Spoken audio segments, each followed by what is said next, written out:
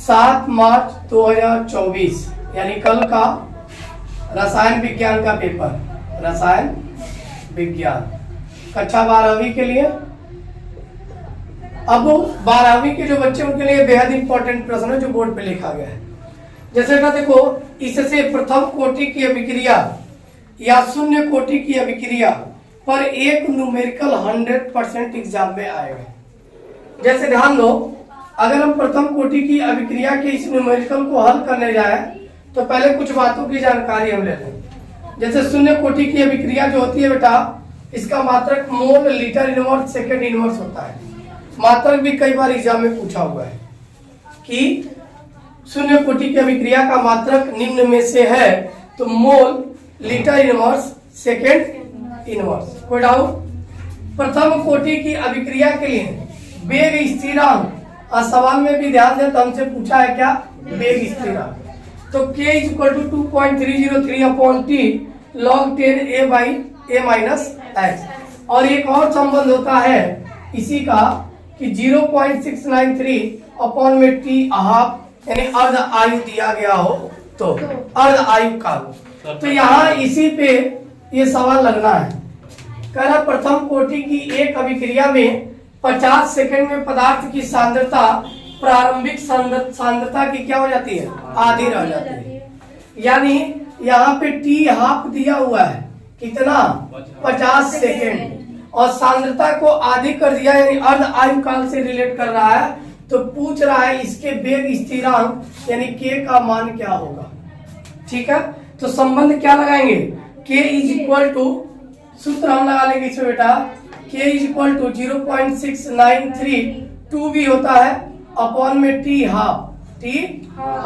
और यहाँ वेग स्थिरांक का जो मात्रक होगा बेटा होता है सेकेंड इनवर्स। मात्रक क्या होता है, सेकेंड इनवर्स। मान रखते हैं 0.6932 अपॉन में 50। क्लियर? अब इसको कैलकुलेट करने के लिए बेटा हम थोड़ा इसको और सहज करते हैं। दशमलव को एक अंक उधर ले जाएंगे तो 6.932 लिख सकते हैं। कोई डाउट? और 10 के पावर -1 हो जाएगा। नीचे 50 है बेटा, 5 × 10 लिख सकते हैं ना। और 10 को ऊपर लेके जाएंगे तो 10 पे क्या होगा, -1, और -1 मिलके क्या मिल जाएगा, -2। कोई डाउट? अब यहाँ हम डिवाइड कर सकते हैं, 5 × 1 = 5। अब 1 और 9 बेटा बन गया 19, यानी पॉइंट रहेगा तो पॉइंट लगा लेंगे। 19 तो 5 × 3 = 15, 4 और 3 32 बच गया, 5 × 8 = 40। दशमलव के 2 अंक तक बहुत है, तो 1.38 × 10 के पावर -2 सेकेंड इनवर्स ही हमारा क्या हो जाएगा, आंसर। कोई डाउट? अब बेटा प्रथम कोटि की अभिक्रिया, शून्य कोटि की अभिक्रिया, दोनों डिटेल में परिभाषा सहित फार्मूला सूत्र व्यंजक प्राप्त करना पढ़ लेंगे, मात्रक और बीमा। कोई डाउट? दूसरी चीज बेटा, आप क्या समझते हैं, एक प्रश्न पूछता वही प्रथम कोटि की अभिक्रिया से शून्य कोटि की अभिक्रिया से। इन दोनों में से एक बोर्ड परीक्षा में कल के पेपर में तय आएगा। क्लियर?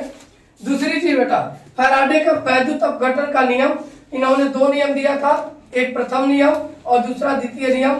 यह दोनों पढ़ाया गया है, इसको भी पढ़ के जाएंगे, बेहद इंपॉर्टेंट है। और कोलराउस का नियम भी इस बार पेपर में छपा मिलेगा कि कोलराउस के नियम से आप क्या समझते हैं, कोलराउस का नियम क्या है। ठीक है, कोलराउस के नियम को समझाइए, बताइए, लिखिए, पूछ लेता है तो आप इसका आंसर तैयार करके जाएंगे। कोई डाउट? ये पूरा लिखवाया गया बेटा आपको। विशिष्ट चालकता पूछता है, विशिष्ट चालकता कप्पा = होता है बेटा 1/ρ, जहाँ कप्पा यानी विशिष्ट चालकता का मात्रक ओम इनवर्स सेंटीमीटर इनवर्स होता है। कोई डाउट? और क्या पढ़ना बेटा, शुद्ध जल की मोलरता पूछेगा तो 55.56 क्या होती है, 55.56। मोलर उन्नयन स्थिरांक केबी का मान पूछता है कि मोलर उन्नयन स्थिरांक निम्न में से किस सूत्र से ज्ञात करते हैं। तो सूत्र होता है बेटा M × TB × capital W upon में 1000 × स्मॉल डब्ल्यू, जहाँ टीबी क्वथनांक का उन्नयन है, कैपिटल एम विलेय का अनुभार है, कैपिटल डब्ल्यू ग्राम में विलायक का द्रव्यमान, स्मॉल डब्ल्यू ग्राम में विलेय का द्रव्यमान है। दूसरी चीज बेटा, राउंड का नियम इस चैप्टर से पढ़ के जाइएगा, बेहद इंपॉर्टेंट है, कल के पेपर में 2 अंकों में आ सकता है, इसको पढ़ के ही जाएंगे।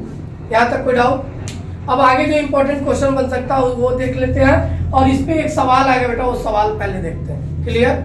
और ये क्वेश्चन आ सकता है बेटा, डाटा चेंज करने को करेगा, सेम डाटा भी आ सकता है, लेकिन आएगा जरूर। क्वेश्चन क्या बेटा, कह रहा 12 ग्राम ग्लूकोज को, यानी दिया है अपने पास ग्लूकोज को 100 ग्राम जल में घोला गया, तो जो घुलता है वो विलेय होता है और जो घोलता है वह विलायक। तो विलेय की ग्राम में मात्रा दिया हुआ है, कितना दिया है?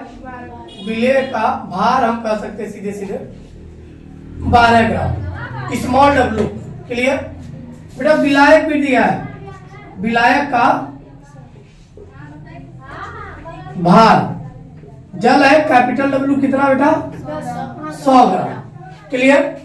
क्वथनांक दिया हुआ है, यानी इसका जो टेम्परेचर है T2 मान लें यदि, या TS सेकेंडरी, वो कितना दिया बेटा? 100.34 डिग्री सेल्सियस पाया गया। कारण ग्लूकोज में मोलर उन्नयन स्थिरांक यानी Kb की गणना कीजिए। ज्ञात क्या करना है? Kb का मान। और मोलर उन्नयन स्थिरांक का फार्मूला हमने पढ़ा कि Kb = m delta Tb capital W बटे 1000 गुणे स्मॉल W को। और हमने बेटा अब क्या है, इस विलेय का अणुभार, तो विलेय का अणुभार निकाल सकते हैं। विलेय क्या है? ग्लूकोज, यानी C6H12O6, और इसका बेटा जब भार निकालोगे तो कार्बन का परमाणु भार दिया कितना? 12, तो 12 गुणे 6 प्लस हाइड्रोजन का 1 होता है 1 गुणे 12 प्लस ऑक्सीजन का परमाणु भार कितना होता है? 16, तो 16 गुणे 6 जोड़ेंगे क्या होगा? 12 6 72 प्लस 12 का नाम 12, 16 6 के 96, 6 2 8 2 10 को 0, 9 1 10 10 7 70 और 1 18 180 आ जाएगा। यानी m की वैल्यू क्या आ गई बेटा? जब पूरा मान दिया है तो यहाँ पे रख के कैलकुलेट कर लेंगे, आंसर आ जाएगा। मान क्या रखेंगे? 180 गुणे डेल्टा टी भी निकाल सकते हैं। डेल्टा टी बी बराबर TS माइनस T0, TS की value 100.34 degree Celsius minus 100 degree करेंगे तो मिल जाएगा 0.34 डिग्री सेल्सियस। क्या लिख सकते हैं? 0.34। कोई डाउट? कैपिटल डब्ल्यू बेटा दिया कितना? 100 ग्राम, बटे में क्या दिया है? 1000 गुणे क्या ग्राम है? 12 ग्राम। अब एक चीज ध्यान दो बेटा, ये दशमलव हटा सकते हैं 100 से गुणा करके, क्या मिल जाएगा? 180 गुणे 34 बटे 1000 गुणे 12, 1 0 से 1 0 कट जाएगा। जिससे जो करने वाला काट सकते हैं, 2 से 9 बार में कटेगा, 6 बार में कटेगा, 3 दूना 6, 3 त्रिका 9, और ये भी कटेगा 17 बार में। कितने बार में? तो 17 3 क्या हो गया बेटा? 51 बटे क्या हो जाएगा? 100। 51 बटे 100 से 51 में भाग करें तो क्या आ जाएगा? 0.51, 0.51। और केवी का मात्रक वेग स्थिरांक 0 डिग्री सेल्सियस पर मोलर होता है। क्या होता है? डिग्री सेल्सियस पर मोलर। तो इसको इसी नाम पूछता है। साधारणतः जब ऐसे आपका स्ट्रक्चर बना के देता है तो आप कर लेते हो, जिसमें हम कार्बन की संख्या न्यूक्लियोटाइड देखते हैं, साइड चेन देखते हैं, सब्स्टिट्यूएंट्स देखते हैं, मल्टीपल बॉन्ड देखते हैं। मल्टीपल बॉन्ड की बात करें बेटा, सिंगल बॉन्ड रहेगा N, डबल बॉन्ड पे इन, ट्रिपल बॉन्ड पे आई। साइड चेन में आपका Cl है तो क्लोरो Br है तो ब्रोमो I है तो I2 NO2 है तो नाइट्रो, ये सब पढ़े हुए हो। फिर आपका फंक्शनल ग्रुप आता है OH, ठीक। OH हाइड्रोक्सी सम होता है जिसका आईयूपीएसी नाम ऑल होता है।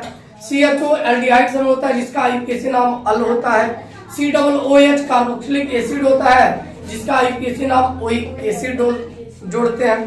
तो ये सभी चीजें आपको पता है। अब यहाँ नंबरिंग हम जब बेटा करते हैं तो उधर से करते हैं जिधर से साइड से फंक्शनल ग्रुप पहले आता है। तो यहाँ बेटा फंक्शनल ग्रुप को वरीयता देंगे, नंबरिंग 1 2 3 4, तो डायरेक्ट लिखेंगे भाई 4 कार्बन है। तीसरे पे क्या आ गया? साइड चेन CH3 को मिथाइल पढ़ते हैं तो 3 मिथाइल, चारों कार्बन को ब्यूट, सब सिंगल बॉन्ड है N, यानी butane two all, butane two all, क्योंकि OH को आईपीसी में क्या पढ़ते हैं? ऑल। अब ध्यान दो बेटा, अगर इस तरह ब्रैकेट करके आता है NiCO पर 4 तो क्या है?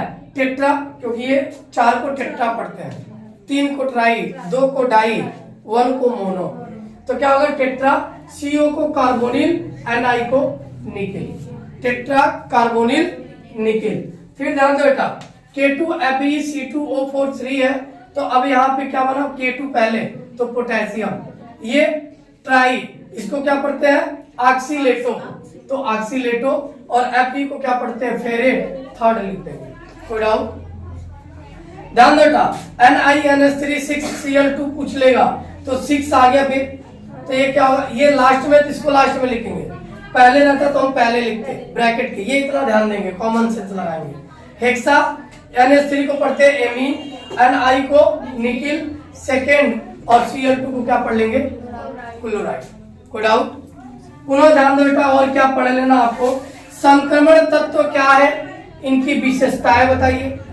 फिर लिगेंड क्या है, एक दंती द्विदंती लिगेंड क्या होते हैं, इनकी परिभाषा व उदाहरण बताइए। बेहद इंपॉर्टेंट प्रश्न बता रहे हैं। संक्षिप्त टिप्पणी पढ़ लेना बेटा, राइमंड फ्रीमन अभिक्रिया, बूटर फिटिंग अभिक्रिया, कोल्बे अभिक्रिया, इन तीनों में से एक आपके बोर्ड परीक्षा में छपा मिलेगा, और मुझे लग रहा बूटर फिटिंग अभिक्रिया आ जाए। कोई डाउट?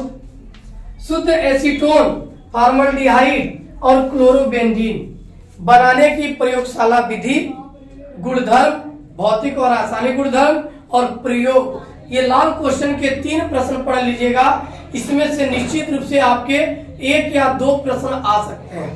लॉन्ग 1 पूछेगा, लेकिन अति लघुत्तरी बना सकता है, किसी की प्रयोगशाला विधि पूछ सकता है, उसका रासायनिक समीकरण पूछ सकता है। कोई डाउट?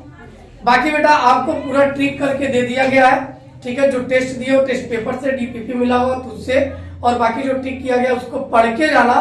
बेहद इंपॉर्टेंट क्वेश्चनों को टिक किया गया है, समय अभाव है क्योंकि अब हाई स्कूल लेवल बैच के बच्चे आ गए, उनको भी पढ़ाना है, ठीक है। तो नेक्स्ट आपकी परीक्षा कल है, कल के लिए आपको बहुत सारी बधाइयां, खूब अच्छे से पेपर हो। जैसे आप फिजिक्स पूरा लिख के आए, एक भी क्वेश्चन नहीं छोड़े, वैसे आपकी केमिस्ट्री में भी एक भी क्वेश्चन नहीं छूटेंगे, पूरा करके आओगे। क्लियर? ओके।